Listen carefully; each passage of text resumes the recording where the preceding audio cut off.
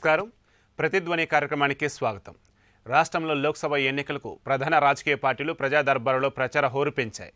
దీంతో రాష్ట్రంలో రాజకీయ వాతావరణం వేడెక్కింది. ఇటీవలి శాసనసభ ఎన్నికల్లో తిరుగులేని ఆధిక్యాన్ని సొంతం చేసుకున్న టీఆర్ఎస్ అదే ఊపుతో లోక్సభ ఎన్నికల్లో కూడా ఎక్కువ స్థానాలు దక్కించుకొని జాతీయ రాజకీయాల్లో కీలక పాత్ర పోషించడానికి వ్యూహాత్మకంగా అడుగులు వేస్తోంది. అలాగే కాంగ్రెస్ పార్టీ కూడా ప్రతి పేదవాడికి కనీస ఆదాయ భద్రత కల్పిస్తామన్న ఎన్నికల హామీతో ప్రచారం ప్రారంభించింది. ఇక అవినీతి రహిత పాలన, సమర్థవంతమైన నాయకత్వంతో దేశాన్ని నడిపిస్తున్న పార్టీగా బీజేపీ ప్రచారం చేస్తోంది. ఈ నేపథ్యంలో రాష్ట్రంలో ఎన్నికల పోరుపై చర్చను చేపట్టింది నేటి ప్రతిధ్వని.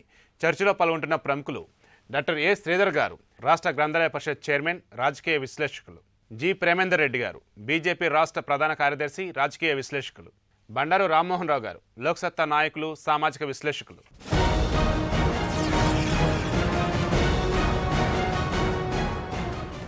శ్రీధర్ గారు, రాష్ట్రంలో నామినేషన్ల పర్వం మొదలైంది. ఎన్నికల పోరుకు ప్రధాన రాజకీయ పార్టీలన్నీ కూడా సిద్ధమవుతూనే ఉన్నాయి. మరోపక్క కేసీఆర్, కేటీఆర్ సమరసంఘం పూరించారు, ఎన్నికల సభలో పాల్గొంటూనే ఉన్నారు. టీఆర్ఎస్ ప్రచార అస్త్రాలు ఇక్కడ ఏమిటంటారు? టీఆర్ఎస్ ప్రచార అస్త్రం ఒకటి, గత 5 ఏళ్ల పరిపాలన, ఆ పరిపాలన బేరీజు వేసుకొని ప్రజలు ఒక నిర్ణయం తీసుకోవాలి ఒకటి. రెండవ అంశం ఏంటంటే ప్రధానమైనది, కేంద్రం పెత్తనంలో రాష్ట్రాలు ఎంతకాలం కొనసాగాలి? రాష్ట్రాలకు స్వయం నిర్ణయ అధికారం ఉండకూడదా? రాష్ట్రాలు ప్రతి అంశంలో కేంద్రం మీద ఆధారపడే పరిస్థితి ఎందుకు? అసలు కేంద్రంలో అధికారంలో ఉన్న పార్టీలు ఇంతకాలం మౌలికమైన సమస్యల పట్ల ఒక దృష్టి సారించాయా? ఇవి ప్రధానమైన అస్త్రాలుగా కేసీఆర్ గారు ప్రసంగాల్లో చెప్తున్నారు. అంటే 2 అంశాలు ఇక్కడ. తెలంగాణ రాష్ట్రంలో 5 ఏళ్ల పరిపాలన అదొక మోడల్గా దేశానికి చూపించడం ఒకటి. అంటే మంచి కార్యక్రమాలు, రైతు బంధు, రైతు బీమా, మిషన్ భగీరథ, ఇలాంటివన్నీ సంక్షేమ అభివృద్ధి పథకాలు. రెండవది, భారత రాజకీయాల్లో ఒక మౌలిక మార్పు తేవడం కోసం ఒక ప్రశ్నను తెలంగాణ వేదికగా సాధించడం. ఈ 2 అంశాలు ప్రధానంగా ఈ ఎన్నికల్లో ముందుకొస్తున్నాయి. కేసీఆర్ గారి ప్రసంగాలు వింటే మనం సాధారణంగా ఒక ప్రాంతీయ పార్టీ అంటే ఒక జాతీయ పార్టీ వెంట వెళ్తుంది, లేదా ప్రాంతీయ పార్టీ స్వతంత్రంగా పోటీ చేస్తుంది, లేదా గెలవాలి, సీట్లు సంపాదించాలి చూస్తున్నాను. కానీ కేసీఆర్ గారి ప్రసంగంలో ఎక్కడ కూడా ఈ దేశ మౌలిక రాజకీయాల పట్ల ప్రశ్నలు సంధించడమే ఉంది తప్ప సీట్ల గురించి ఆరాటం లేదు. 16 సీట్లు తేవాలంటున్నారు. కారణం ఏంటంటే సంకీర్ణ యుగంలో కేంద్రంలో మనం చక్రం తిప్పాలన్నా, మన హక్కులు సాధించుకోవాలన్నా 16 సీట్లు చాలా కీలకమని. దానికంటే ముఖ్యంగా ఇంత నీటి వనరులు ఉన్నాయి, మనకి భౌగోళిక వనరులు ఉన్నాయి. స్వాతంత్రం మనకు 40 ఏళ్ళు వస్తే 48లో చైనాకు వచ్చింది. హిమాలయ పర్వతాలకు ఇటువైపు మనమున్నా, అటువైపు వాళ్ళున్నారు. భౌగోళికంగా, జనాభా పరంగా, నైసర్గికంగా చైనా భారతదేశం ఒకటే అయినప్పుడు ఆ పక్క దేశం ఎందుకు అంత అభివృద్ధి చెందుతూ పోతుంది? మనం ఎందుకు ఇంత వెనకబడ్డామనేది ప్రధానమైన ప్రశ్న. రెండవది, ఎప్పుడైనా పాలకులు ఇంత నీళ్లు ఉన్నాయి, మనకి ఇంత వ్యవసాయ యోగ్యమైన భూమి ఉంది, ఇంత మానవ వనరులు ఉన్నాయి, ఇంత సముద్ర తీరం ఉంది, ఇవన్నీ దృష్టిలో పెట్టుకొని ఒక మౌలిక పరిష్కారానికి, ఒక సర్వాంగీణమైన అభివృద్ధికి ఎవరైనా ఒక పథక రచన చేశారా, ప్రణాళిక రూపొందించారా అని ప్రశ్నిస్తున్నారు. దానికి సమాధానం లేదు. ఇన్ని నదులు ప్రవహిస్తున్న భారతదేశంలో జీవనదులు ఉన్నాయి, మనకి కావాల్సినన్ని. ఉత్తర భారత్ నుంచి మొదలుకుంటే దక్షిణ భారతం దాకా దాదాపుగా నదీ పరివాహక ప్రాంతం లేని రాష్ట్రం లేదు. అయినప్పటికీ కూడా కరువెందుకు, కాటకం ఎందుకు, నీటి కొరత ఎందుకు, మహిళలు బిందెలు మోసుకుంటూ మైళ్ళ తరబడి నడుచుకుంటూ వెళ్ళే దుస్థితి ఎందుకు, తాగునీటి కోసమే ఒక పూట కేటాయించాల్సిన పరిస్థితి ఏమిటి, ఈ అనారోగ్యం ఏమిటి, ఈ పంటలు లేక ఎండిపోయి ఈ రైతన్నల ఆత్మహత్యలు ఏమిటి, ఇవన్నీ కూడా మౌలికమైన ప్రశ్నలు. ఈ ప్రశ్నలకు సమాధానంగా తెలంగాణలో 16 సీట్లు కనుక గెలవగలిగితే, 16 సీట్లు ప్రజలు అందించగలిగితే దేశ రాజకీయాల్లో ఒక మౌలికమైన మార్పు తేవడానికి ప్రయత్నం చేస్తాను. అదే ప్రధానమైన ఒక ప్రసంగంగా కేసీఆర్ గారు కొనసాగుతుంది. ఈ కేటీఆర్ గారు స్థానిక రాజకీయాలు, జాతీయ పార్టీల వైఫల్యాలు, ఇక్కడ ఉన్న పార్టీల వైఫల్యాలు, అవతల రాష్ట్రం వైఫల్యాలు, ఇక్కడి పథకాలు, ఇక్కడి ప్రజల ఆదరణ, ఇవన్నీ కూడా ఆయన ప్రసంగంలో కొనసాగుతున్నాయి. అసెంబ్లీ ఎన్నికలకు లోక్సభ ఎన్నికలు చాలా వ్యత్యాసం ఉంటుంది కదా, ఆ వ్యత్యాసం ప్రజలకు తెలిసే విధంగా ఆ రకంగా ఓట్లు పడే విధంగా ఎలా మలుచుకోబోతున్నారు? అంటే అసెంబ్లీ ఎన్నికలైనా లోక్సభ ఎన్నికలైనా టీఆర్ఎస్ విషయంలో ఒక్క రకంగా చూస్తున్నారు ప్రజలు. మీరు అన్నట్టు గతంలో చాలా రాష్ట్రాల్లో అసెంబ్లీ ఎన్నికలకు ఒక తీర్పు, లోక్సభ ఎన్నికలకు ఒక తీర్పు వచ్చిన సందర్భాలు ఉన్నాయి, లేవని కాదు. ప్రజలు స్థిరంగా 2014 నుంచి ఆ మాటకు వస్తే కేసీఆర్ గారు దీక్ష విరమించిన తర్వాత జరిగిన ప్రతి ఎన్నికల్లో లెక్కలు తీస్తే కేసీఆర్ గారి వైపు ఏకపక్షం ప్రజలు తీర్పు చెప్తున్నారు. కాబట్టి అసెంబ్లీకి ఒక రకంగా, లోక్సభకు ఒక రకంగా ఉండడానికి వీలేదు. మొన్నటి ఎన్నికల్లో, అసెంబ్లీ ఎన్నికల్లో మరి గణాంకాలు మనం తీస్తే కొంత మహబూబాద్, ఖమ్మం ఈ 2 లోక్సభ నియోజకవర్గాల పరిధిలో టీఆర్ఎస్ కొంత వెనకబడింది. అంటే ప్రత్యర్థుల ఓట్లకి టీఆర్ఎస్ పార్టీ ఓట్లకి 30,000, 20,000 తేడా మాత్రమే ఉంది. ఆ కాయకల్ప చికిత్స కేసీఆర్ గారు చేసుకోవడం ఆయనకు పెద్ద కష్టమైన విషయం కాదు. కాబట్టి టీఆర్ఎస్ పార్టీ ఏదైతే అనుకుంటుందో, కేసీఆర్ గారు ఏదైతే అనుకుంటున్నారో 16 సీట్లు సాధించే అవకాశాలు పుష్కలంగా ఉన్నాయి. ప్రేమేందర్ రెడ్డి గారు, దేశవ్యాప్తంగా మోదీ, అమిత్ షా ద్వయం రాజకీయాల్లో తమదైన శైలిలో ఫలితాలు సాధిస్తూ ముందుకెళ్తూ ఉన్నారు. టీఆర్ఎస్ పార్టీ కూడా గత పార్లమెంట్లో కొన్ని బిల్లుల ఆమోదం విషయంలో స్నేహహస్తం అందించింది. అదేవిధంగా కేంద్రం కూడా చాలా ప్రాజెక్టులకు సంబంధించి కావచ్చు, నిధుల విషయంలో కావచ్చు, ఇక్కడ స్నేహహస్తం అందించి రాష్ట్రానికి సహాయపడింది. ఇలా చూసుకుంటూ ఉన్నప్పుడు ప్రస్తుత ఎన్నికల్లో ప్రచార అస్త్రాలుగా బీజేపీ వ్యూహం ఎలా ఉండబోతుంది? ఏ 2 ఎన్నికలు ఒకటి కావు. మొన్న జరిగిన అసెంబ్లీ ఎన్నికలు ఇక్కడ ఎవరు ముఖ్యమంత్రి అయితే వాళ్ళు ఇక రాష్ట్ర అభివృద్ధి కోసం ఎక్కువ వారి యొక్క ఆలోచనల ప్రకారం చేసే అవకాశం ఉంటుంది. కాబట్టి ఇక్కడ కేసీఆర్ గారు కావాలని చెప్పి ప్రజలు ఆలోచించారు. కానీ ఇప్పుడు జరుగుతున్న ఎన్నికలు కేంద్రం యొక్క ఎన్నికలు. మన రాష్ట్రంతో పాటుగా ఇంకా 28 రాష్ట్రాలు ఉన్నాయి, అనేక కేంద్రపాలిత ప్రాంతాలని. ఆ ప్రజలందరూ కూడా ఆలోచిస్తున్న విధానం ఏంటంటే నరేంద్ర మోడీ గారి ప్రభుత్వం మరొకసారి రావాలి. ఎందుకంటే గత 50-60 సంవత్సరాల్లో ఈ దేశంలో వచ్చిన యొక్క మార్పుకు కేవలం ఈ 5 సంవత్సరాల్లో నరేంద్ర మోడీ వచ్చిన తర్వాత వచ్చిందంటే చాలా మౌలికమైన యొక్క మార్పులు తీసుకురాగలిగారు. మనం చైనాతోని, అమెరికాతోని పోటీపడే స్థాయికి ఇవాళ భారతదేశ యొక్క ఆర్థిక వ్యవస్థను తీసుకుపోయే ప్రయత్నం చేస్తాం. గతంలో 7వ స్థానం నుంచి ఇప్పుడు 5వ స్థానానికి వచ్చింది. రాబోయేలో 3వ స్థానానికి మనం రాబోతున్నాం. అనేక విషయాలు బడ్జెట్ ప్రవేశపెట్టడం నుంచి మొదలు పెడితే కరప్షన్ విషయంలో కావచ్చు, కొన్ని వేల కోట్లను సేవ్ చేయడం విషయంలో కావచ్చు, తర్వాత రైల్వేలలో మౌలిక వసతులు తీసుకురావడం కావచ్చు, గ్రామాలలో ముఖ్యంగా రైతాంగానికి ఏదైతే గిట్టుబాటు ధరను ఒకేసారి అనేక రేట్లు పెంచడం కావచ్చు, పేద మహిళలకు గ్యాసు ఇవ్వడం కావచ్చు. అంటే గత 50-60 సంవత్సరాలు ఎంతమందికి ఇచ్చారు, ఈ 5 సంవత్సరాలు ఎంతమందికి ఇచ్చారు, ఇలా బేరీజ్ వేస్తూ ఉంటే చాలా మౌలికమైన యొక్క గుణాత్మకమైన యొక్క మార్పు అనేది ప్రారంభమైంది. అయితే ఇంకొకసారి మోడీ గారు కనుక వస్తే ఈ దేశం చాలా వేగంగా, ఒక యువత అధిక జనాభా కలిగిన యొక్క ఈ దేశం తప్పక అమెరికాను, చైనాను పోటీపడే స్థాయికి తీసుకురాగలుగుతుంది. దీనికి ఇటువంటి ఒక బలమైన నాయకుడు, సుస్థిరమైన యొక్క ప్రభుత్వం ఉంటేనే అది సాధ్యమవుతుంది. గతంలో మనం చూసాము, అక్కడక్కడ కొన్ని రాష్ట్ర ప్రభుత్వాలు మంచి చేయొచ్చు, మనం కాదనలేదు.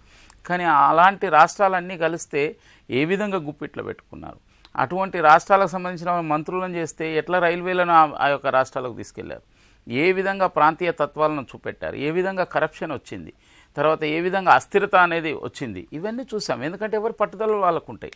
ఒకరిని అంగీకరించే పరిస్థితిలో ఇంకొక పార్టీ ఉండదు. కానీ ఇవాళ భారతదేశ ప్రజలు ఆమోదించే యొక్క నాయకుడు నరేంద్ర మోడీ గారు. కాబట్టి ఇవాళ తెలంగాణ పట్ల కూడా ఏదైతే ప్రతిపక్ష పార్టీలు ఉన్నాయోనో లేకపోతే వేరే వాళ్ళ యొక్క ప్రభుత్వాలు ఉన్నాయని ఎన్నడూ ఆలోచించలే. రాష్ట్రాల అభివృద్ధి చెందితేనే దేశం అభివృద్ధి చెందింది. ఇవాళ ఇక్కడ రోడ్లు, అనేక రోడ్లు నేషనల్ యావరేజ్ కంటే కొత్త రాష్ట్రం ఏర్పడ్డ తర్వాత ఇచ్చింది. All India institute of medical sciences మన విభజన హామీ లేకున్నా కూడా ఇవ్వడం జరిగింది. ఆ విధంగా రైతులకు విషయం కావచ్చు, మిగతా అనేక విషయాలలో ఇవాళ ఇక్కడ తెలంగాణ అభివృద్ధి చెందాలని కేంద్ర ప్రభుత్వం, నరేంద్ర మోడీ ప్రభుత్వం, బీజేపీ ఆలోచిస్తుంది. కాబట్టి రాబోయే రోజులలో ఇంకా వేగంగా తెలంగాణ అభివృద్ధి చెందాలంటే వాళ్ళ కేసీఆర్ గారు ఏమంటున్నారు, నాకు 16 సీట్లు ఇవ్వండి, నేను ఇక్కడ రాష్ట్రానికి నేను ఎక్కువ అభివృద్ధి చేస్తాను. తెలంగాణ ప్రజలు విజ్ఞులు, వాళ్ళేం ఆలోచిస్తున్నారు, ఎవరైతే అవుతారో వాళ్ళకి కనుక ఇస్తే ఇంకా ఎక్కువ తెలంగాణకు లాభం జరుగుతుందనే ఆలోచన కూడా వాళ్ళ ప్రజలు చేస్తున్నారు. కాబట్టి మొన్నటి ఎన్నికలు, ఈ ఎన్నికలు చాలా డిఫరెంట్ ఎన్నికలు. ఈ ఎన్నికల్లో జాతీయ పార్టీల గురించి ఆలోచిస్తారు. ముఖ్యంగా నరేంద్ర మోడీ యొక్క సామర్థ్యము, సుస్థిరత, అవినీతి లేని యొక్క పరిపాలన, వీటిని అన్నింటిని చూసి అధిక వేగమైన యొక్క అభివృద్ధి, ఈ సామాజికమైన యొక్క ఏదైతే సమతుల్యత, అనేది కూడా చూస్తారు. తప్పక ఇవాళ రాబోయే ఒక పార్లమెంట్ ఎన్నికల్లో ఇక్కడ భారతీయ జనతా పార్టీకి ఒక గణనీయమైన స్థానాల్లో గెలుపు వచ్చే ఒక అవకాశం ఉంది. రామ్మోహన్ రావు గారు, అన్ని రాజకీయ పక్షాలు కూడా అభ్యర్థుల ఎంపికతో పాటు ప్రచార హోరు కూడా పెంచుతూనే ఉన్నారు. ఇవి లోక్సభకు జరిగే ఎన్నికలు కాబట్టి జాతీయ అంశాలతో పాటు స్థానిక అంశాలు కూడా ఖచ్చితంగా ముడిపడే ఉంటాయి. లోక్సభ ఎన్నికల ముఖ చిత్రం, దానిపై మీ విశ్లేషణ ఏమిటి? ఇక్కడ మొన్నటి సెప్టెంబర్ 6 అసెంబ్లీ తెలంగాణ అసెంబ్లీ రద్దయిన చూసుకుంటే రేపు మళ్ళీ ఆగస్టు ఆఖరి వరకు కూడా ఇది ఎన్నికల నామ సంవత్సరం. అంటే 2018 సెప్టెంబర్ నుంచి 2019 ఆగస్టు సెప్టెంబర్ వరకు ఆల్మోస్ట్ ఆల్ 7-8 ఎన్నికలు వస్తున్నాయి. ఎప్పుడైనా మీకు కింది స్థాయిలో అంటే పంచాయతీ మొదలుకొని పార్లమెంట్ దాకా చూసుకుంటే ఏ ఎన్నికలకు ఆ ఎన్నికల ప్రత్యేకత ఉంటుంది. అంటే స్థానిక ప్రయోజనాలు వేరుగా ఉంటాయి. పంచాయతీ సర్పంచ్ని ఎన్నుకున్న దానికి పార్లమెంట్ మెంబర్ని. అయితే గతంలో కన్నా ఇప్పటికీ తేడా వస్తుందంటే గతంలో అసలు ఎంపీ అభ్యర్థి ఏ పార్టీ వాడు తప్ప అభ్యర్థిని చూడకపోయేవాళ్ళు. కానీ ఇప్పుడు పార్టీని చూస్తున్నారు, అభ్యర్థిని కూడా చూస్తున్నారు. అట్లా అసెంబ్లీకి వచ్చే కల్లా పార్టీ కన్నా వ్యక్తిగా ప్రాధాన్యత ఎక్కువ ఉంటుండే. అట్లానే కింది స్థాయిలో వస్తే మీకు ఎన్నికలలో మనకు అనుకూలంగా ఉంటాడా, మనకు దగ్గర సమీపంలో ఉంటాడా, మన పనులు చేస్తాడా అని ఈ రకమైన ఆలోచన ఉంటుంది. జాతీయ రాజకీయాలకి స్థానిక రాజకీయాలకు తేడా ఉంటుంది తప్పనిసరి. కానీ గీత చెరిపేయడానికి కేసీఆర్ ఒక స్ట్రాటజీతోని అసెంబ్లీ ఎన్నికలు ముందుకు జరిపి పెట్టుకున్నాడు. దానివల్ల ఏమైందంటే స్థానిక అంశాలు అప్పుడేమో అసెంబ్లీ ఎన్నికల ప్రస్తావనకు వచ్చినాయి, ఇప్పుడు జాతీయ అంశాల ప్రస్తావనకు రావడానికి అవకాశం ఉంది. ఒక రాజనీతిజ్ఞుడిగా ఆయన చేస్తున్న పనులలో ముఖ్యంగా ఏంటంటే ఈ రెండు కలగలిపొద్దని ఆలోచన చేశాడు. ఉదాహరణకు మనకు జాతీయ స్థాయిలో ఒకే దేశం ఒకే ఎన్నికలు ఒకేసారి ఎన్నికలు అనే దాన్ని పక్కన పెట్టి అటు మోడీ సహకరించిండు, ఎలక్షన్ కమిషన్ సహకరించింది, రెండు వేరువేరుగా ఎన్నికలు వచ్చినాయి. రాష్ట్రంలో ఎవరు అధికారాలు రావాలనేది అసెంబ్లీ ఎన్నికల ప్రస్తావనకు వచ్చింది. సరే మంచి చెడు 88 సీట్లతో వచ్చారు టీఆర్ఎస్.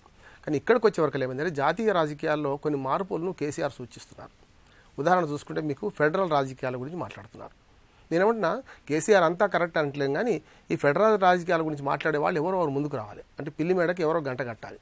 కనుక అటు ఆంధ్రప్రదేశ్లో రేపు మనకు కేంద్ర పెత్తనం ఎందుకు అనే ప్రశ్న ఎట్లా వస్తుందో చాలా రాష్ట్రాలు ప్రశ్నిస్తున్నాయి. ఇవాళ ఇది మొదలు కాదు, ఇది కొస కాదు.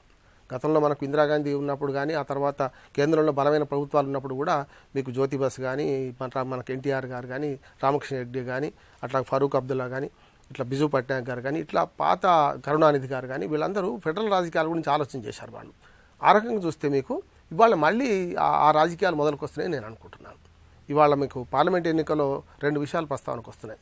ఒకటి స్థానిక అభివృద్ధిలో కేంద్ర ప్రభుత్వం పాత్ర.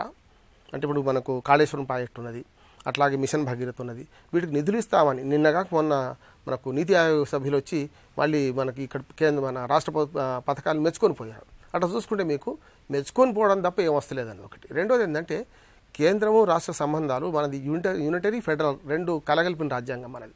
కరెన్సీ, దేశ భద్రత, అట్లాగే జాతీయ స్థాయి అంశాలు వాళ్ళు చూసుకుంటే స్థానిక అంశాలు ఖచ్చితంగా రాష్ట్రాలకు అప్పచెప్పాల్సి ఉన్నది. కానీ ఏమవుతుందంటే ఇవాళ మన 50,000 కోట్ల రూపాయలు మన రాష్ట్రం నుంచి కేంద్రానికి ఇస్తుంటే సగం మాత్రమే మనకు వస్తున్నాయి. ఎప్పుడైనా కేంద్ర ప్రభుత్వం నడవాల్సిందే.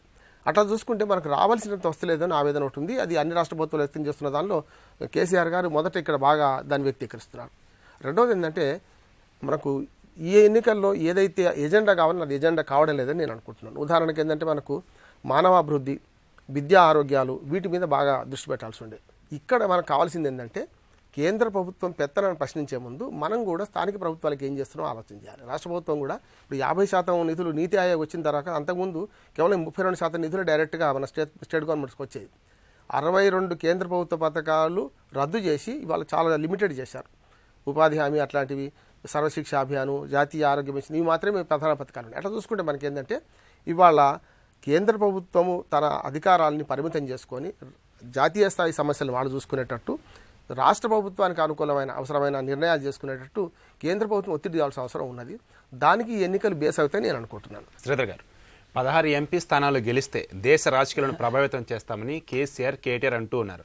అంతేకాకుండా ముఖ్యమంత్రి కేసీఆర్ ఏకంగా జాతీయ పార్టీని కూడా ఏర్పాటు చేసి దేశ ప్రగతిలో మార్పు తెస్తామంటున్నారు. జాతీయ రాజకీయాల్లో రాష్ట్ర ఎన్నికలు ఎలాంటి ప్రభావం చూపించే అవకాశం ఉందంట?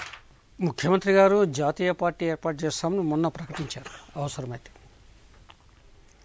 చాలా ప్రాంతీయ పార్టీలు జాతీయ పార్టీలుగా పేర్లు మార్చుకున్నారు. తెలుగుదేశం పార్టీ కానీ, అన్నా డిఎంకే కానీ. ఇవి రాష్ట్రాలకే పరిమితమైన జాతీయ పార్టీలుగా చలామణి అవుతున్నాయి. కానీ జాతీయ పార్టీలుగా ఇప్పుడున్న ఎలక్షన్ కమిషన్ నివేదిక ప్రకారం 7 జాతీయ పార్టీలు ఉన్నాయి. విశేషం ఏమిటంటే 7 జాతీయ పార్టీల్లో ఒక 2 తప్ప మిగతా ప్రాంతీయ పార్టీలు. ఇంకో విశేషం ఏంటంటే చివరికి కాంగ్రెస్ పార్టీ కూడా ఇప్పుడు ప్రాంతీయ పార్టీ స్థాయికి వచ్చేస్తుంది.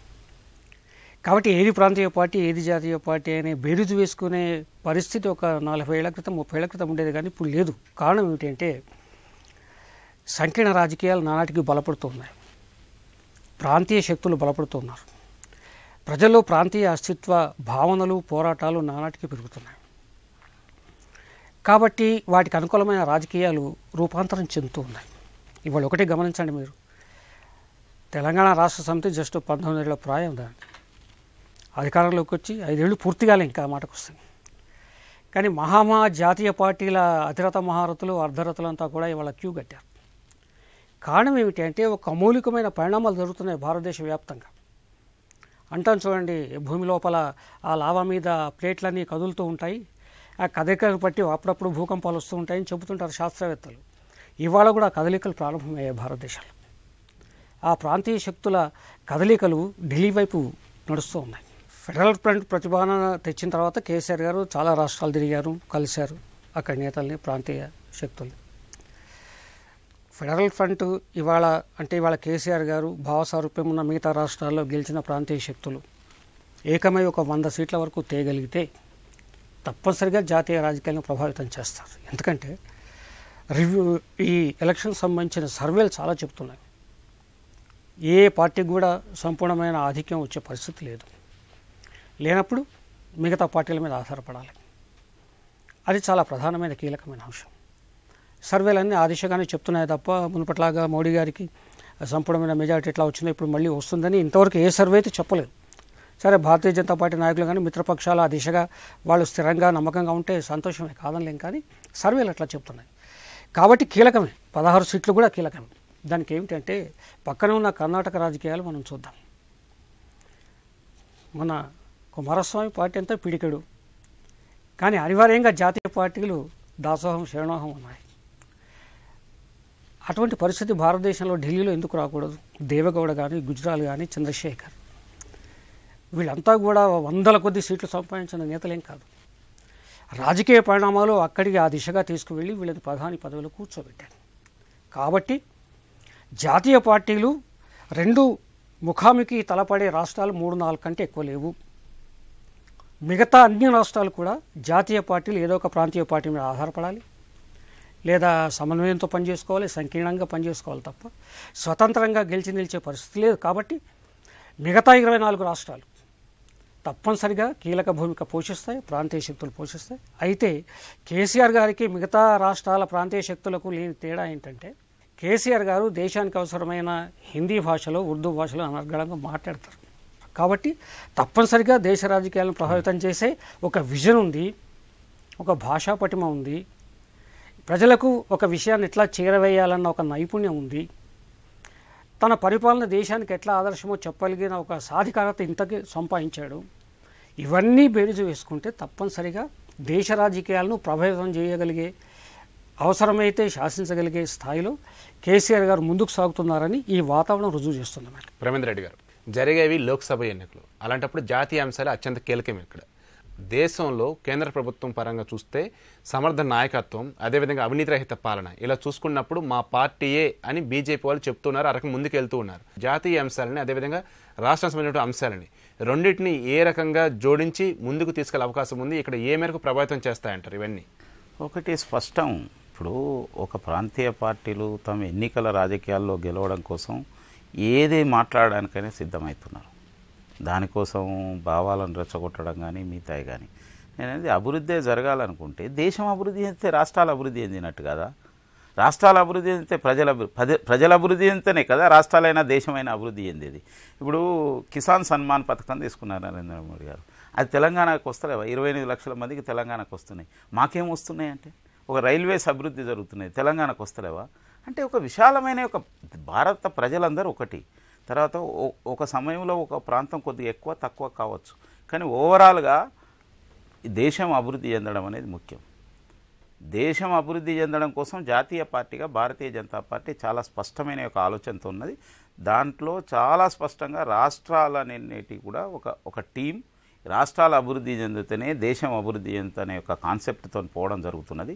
కాబట్టి అనేక విషయాలు ఈ 5 సంవత్సరాల్లో రిజల్ట్ ఓరియంటెడ్గా అభివృద్ధి కార్యక్రమాలు పూర్తి చేయడం కోసం నరేంద్ర మోడీ గారు కంకణం కట్టుకొని అనేక చోట్ల అభివృద్ధి ప్రాజెక్టులను శంకుస్థాపన చేసి మళ్ళీ వాటిని ప్రారంభోత్సవం కూడా చేసిన యొక్క సందర్భాలు కూడా ఉన్నాయి.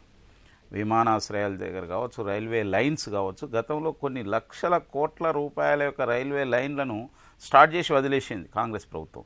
కానీ నరేంద్ర మోడీ ప్రభుత్వం వచ్చిన తర్వాత మన దగ్గరనే చూడండి, కరీంనగర్ నిజామాబాద్ లైన్ టోటల్ పూర్తి చేశారు. ప్రభావితం చేసేది ఒకటే, ఇవాళ తెలంగాణ ప్రజలు మొదటి నుంచి కూడా జాతీయవాదం దృక్పథం కలిగిన యొక్క ప్రజలు. వారు అన్నట్టు ఎట్లయితున్నదో హైదరాబాద్ కానీ మనం ఉత్తర దక్షిణ భారతదేశం మధ్యలో ఉన్నాం.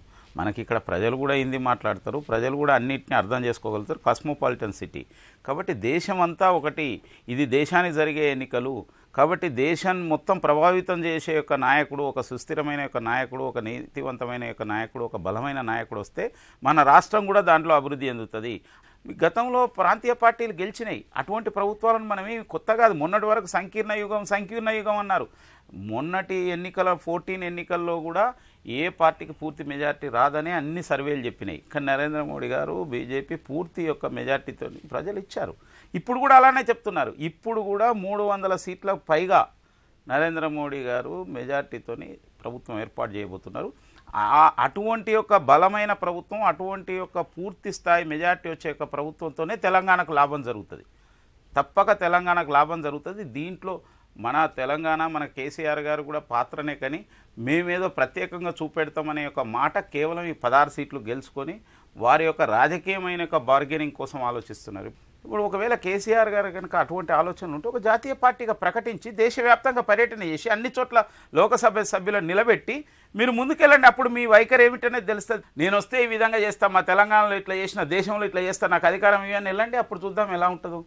రామ్మోహన్ గారు, జరిగేవి లోక్సభ ఎన్నికలు అయినప్పటికీ జాతీయ అంశాలతో పాటు రాష్ట్ర అవసరాలు కూడా అత్యంత కీలకం ఇక్కడ. అలా చూసుకున్నప్పుడు కాళేశ్వరం ప్రాజెక్టుకు జాతీయ హోదా, అదేవిధంగా చాలా ప్రాజెక్టులకు సంబంధించిన నిధుల విషయంలో కావచ్చు, ముఖ్యంగా రాష్ట్ర యువతకు ఉపాధి కోసం ఐటీఐఆర్ ప్రాజెక్టును సాధించే విషయంలో కావచ్చు, ఇలా అన్ని రాజకీయ పక్షాలు కూడా ఇక్కడ ఎలా పనిచేయాలంటారు? విభజన హామీలను గట్టిగా మనం డిమాండ్ చేస్తే ఖచ్చితంగా ఎంపీల సంఖ్య అవసరమే. మొన్నటిదాకా కూడా 12 మంది లోక్సభ సభ్యులు ఉన్నారు. టీఆర్ఎస్ తక్కువేం లేరు. రాజ్యసభ సభ్యులతో కలిసి 15 మంది ఉన్నారు. ఎప్పుడు కూడా బలమైన కేంద్రం ఉండాలని కోరుకున్నప్పుడు బలహీనమైన రాష్ట్రాలు కోరుకోవద్దు. ఇవి కూడా బలంగా ఉండాలి. ఈ రాష్ట్రాలే సమాహారమే కేంద్రం. పార్లమెంట్ ఎన్నికల్లో ప్రధానంగా 3-4 అంశాలు చర్చకు రావాలి. ఒకటేమో విభజన హామీలు అమలు. ఇక్కడ దాని మీద కేసీఆర్ గారు గట్టిగా మాట్లాడతలేరు. అంటే ఉదాహరణకు కాళేశ్వరం ప్రాజెక్టుకు జాతీయ హోదా రావాలి. అట్లాగే మన ఐటీఐఆర్ ప్రాజెక్టు తోటి ఎప్పటి నుంచో 4 ఏళ్ళ నుంచి పెండింగ్లో ఉంది. కాజీపేట కోచ్ ఫ్యాక్టరీ ఇట్లాంటివి చూసుకుంటే ఒక 20-25 హామీలు అంతకుముందు కాంగ్రెస్ ప్రభుత్వం ఇచ్చిన హామీలు ఈ కొనసాగింపుగా చేసిన దానిలో చాలా నష్టపోయినాం మనం. ఇది రావాల్సిన అవసరం ఉంది. రెండోది ఏంటంటే సుస్థిరమైన కేంద్ర ప్రభుత్వం కూడా ఉండాలి. అది వీక్గా ఉందని కోరుకోవడం కూడా సరైనది కాదు. కానీ ప్రతిసారి ఏమవుతుందంటే ఫెడరలిజం సూత్రం పాలించిన ప్రతిసారి కూడా మీకు జాతీయ రాజకీయాల్లో జాతీయ పార్టీలు ఏమంటున్నాయంటే ఇది దేశ వ్యతిరేకం, సమగ్రతకు భంగం కలుగుతుంది. ఎప్పుడు కాలే ప్రాంతీయ పార్టీలే అన్నిటికన్నా జాతీయవాదాన్ని వినిపిస్తున్నాయి. ప్రాంతీయ పార్టీలు చాలా బలంగా ఉన్నప్పుడు రాష్ట్ర అవసరాలు చూసుకుంటున్నాయి అంతే తప్ప కేంద్రం బలహీనంగా ఉండాలని కోరుకోవడం లేదు. కనుక మనం అంతిమంగా అర్థం చేసుకోవాల్సింది ఏంటంటే రాష్ట్ర ప్రయోజనాలు రాష్ట్ర ప్రభుత్వాలకు, రాష్ట్ర ప్రజలకు ముఖ్యమే. కానీ కేంద్ర ప్రభుత్వ ప్రయోజనాలు, కేంద్రంలో ఉన్న మొత్తం దేశ ప్రయోజనాలు కూడా ముఖ్యం. అట్లాంటి ఉత్తర భారతదేశానికి, దక్షిణ భారతదేశానికి ఆర్థిక అంశాల్లో, విద్యలో, ఆరోగ్యంలో అన్ని చాలా తేడా ఉన్నాయి. కానీ భరించాలి కదా మనం అందరం కూడా. దేశం అంతా ఒకటి అనుకున్నప్పుడు అట్లా చూసుకుంటే దేశ సమగ్రతకు ప్రాంతీయ పార్టీలు భంగకరం ఎప్పుడు కావు, అర్థం చేసుకోవాలి. రెండోది ఫెడరలిస్ట్ సూత్రాలు పాటించే క్రమంలో కేంద్రం బలంగా ఉండాలని కోరుకున్న, సుస్థిర ప్రభుత్వం ఉండాలని కోరుకున్నా కూడా వాళ్ళు రాష్ట్రాల మీద పెత్తనం చేయడం, రాష్ట్రాలను పక్కదారి పట్టించడం, రాష్ట్రాలను బలహీనంగా మార్చడం ప్రయత్నం చేయొద్దు. మూడోది ఏంటంటే ఇవాళ ఈ పార్లమెంట్ ఎన్నికల్లో ప్రధానంగా రాష్ట్ర ప్రయోజనాలు ముఖ్యంగా ఈ డిమాండ్ పెరగాల్సిన అవసరం ఉన్నది. అట్లాగే ఇప్పుడు మనకు జాతీయ స్థాయిలో మనకు దేవగాడు లాంటి గతంలో మనం చూసాం. ఒక 2 ఏళ్లలో 2 సార్లు 3 సార్లు పార్లమెంట్ ఎన్నికలు. అది రాకుండా కోరుకునే ప్రయత్నం కూడా చేయాలి. అక్కడ సుస్థిర ప్రభుత్వం ఉండాలి. ఆ సుస్థిర ప్రభుత్వం దేశాన్ని సమగ్రంగా అభివృద్ధి చేసే క్రమంలో మానవాభివృద్ధి, విద్య, ఆరోగ్యము ఇవి ఎజెండాగా మారాలి తప్ప ఇప్పుడు వాళ్ళు జాతీయ నాయకులు తిట్టుకోవడం, ఇక్కడి నుంచేమో మన ప్రయోజనాలు మనకి ముఖ్యమనే వాదన తీసుకురావడం సరైనది కాదు. దేశ సమగ్రత ఉండాలి, సుస్థిర ప్రభుత్వాలు ఉండాలి. దేశ అభివృద్ధిలో ప్రాంతీయ పార్టీలు, జాతీయ పార్టీలు కలిసి పనిచేయాలి. రాష్ట్రంలో ఎన్నికల నామినేషన్ల పర్వం ప్రారంభం కావడంతో రాజకీయ వాతావరణం వేడెక్కింది. టీఆర్ఎస్, కాంగ్రెస్, బీజేపీలు తమ పార్టీ అభ్యర్థుల గెలుపు కోసం వ్యూహరచనలో నిమగ్నమయ్యారు. అన్ని పార్టీలు ప్రచార జోరు పెంచాయని చర్చలో పాల్గొన్న వక్తలు అభిప్రాయపడుతున్నారు. ఇది నేటి ప్రతిధ్వని. నమస్కారం.